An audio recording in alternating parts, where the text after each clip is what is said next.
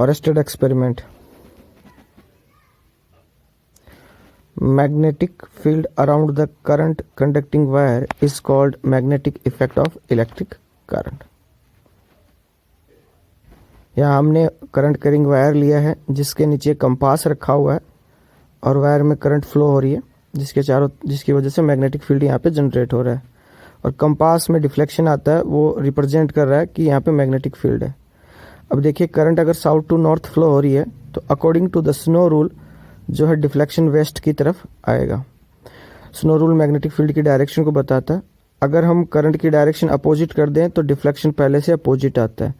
Observation और result आपके सामने है कि करंट फ्लो हो रही है नॉर्थ टू साउथ तो डिफ्लेक्शन इन ईस्ट है और करंट फ्लो हो रही है साउथ टू नॉर्थ तो डिफ्लेक्शन वेस्ट में है according to the snow rule.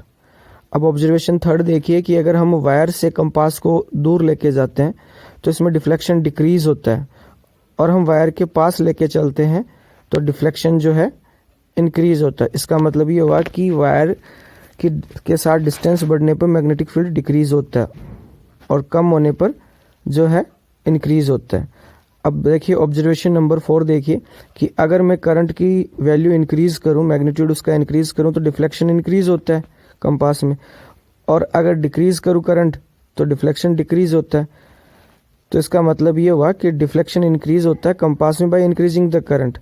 तो मैग्नेटिक फील्ड की इंटेंसिटी है वो इंक्रीज होती है करंट के साथ और करंट डिक्रीज करने के साथ इसकी मैग्नेटिक फील्ड इंटेंसिटी जो है डिक्रीज होती है। अब देखिए ऑब्जर्वेशन नंबर 5 कि अगर मैं कंपास को अभी वायर से नीचे है, अगर मैं इसको वायर के ऊपर रखूं तो क्या रिजल्ट आएगा। तो रिजल्ट ये है कि अगर मैं इसको ऊपर रखता हूं तो हमारे पास जो रिजल्ट आएंगे वो पहले से अपोजिट आएंगे। दैट मीन्स कि अगर current south to north flow हो रही है और कंपास नीचे है तब तो वेस्ट की तरफ डिफ्लेक्शन आया और कंपास को ऊपर लेने पे डिफ्लेक्शन पहले के अपोजिट आता है। Lorentz force. Magnetic force and electric force both are experienced by moving charge in a field, then resultant force is called Lorentz force. The resultant force is the vector sum of electric force and magnetic force, that is known as Lorentz force. The electric force F is equals to QE and magnetic force is QVB sin theta, या अपन vector form में कहें तो Q equals Q into V cross B। तो Q common लेंगे तो अपने पास क्या आएगा E plus V cross B। तो this is called Lorentz force. Now we discuss about the magnetic force.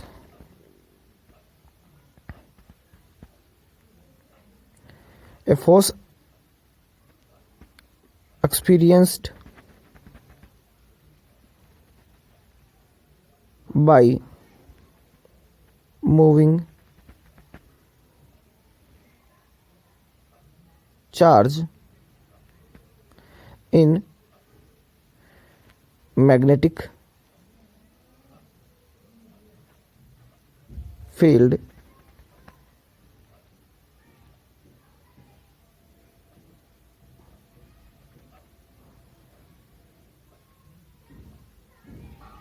is called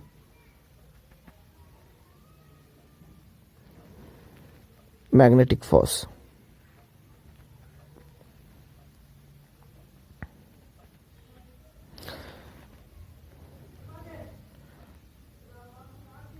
Magnetic force F is directly proportional to the charge Q and directly proportional to the V cross B, velocity of charge and magnetic field के जो है cross product के भी proportional होता है।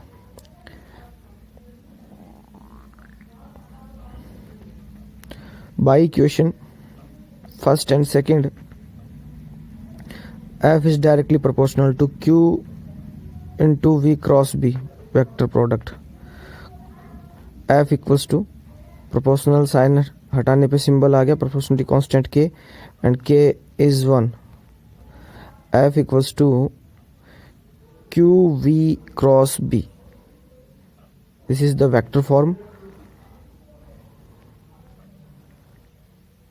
of magnetic force.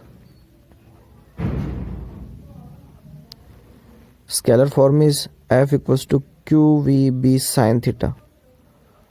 Cross product को खोलने पे QVB sin theta अपने पास आएगा. This is the scalar form. Case first, if theta is 90, then F is maximum because sin 90 is 1. So F maximum equals to QVB. Case second, if theta is 0, then force becomes 0. That means minimum. Sin 0 is 0.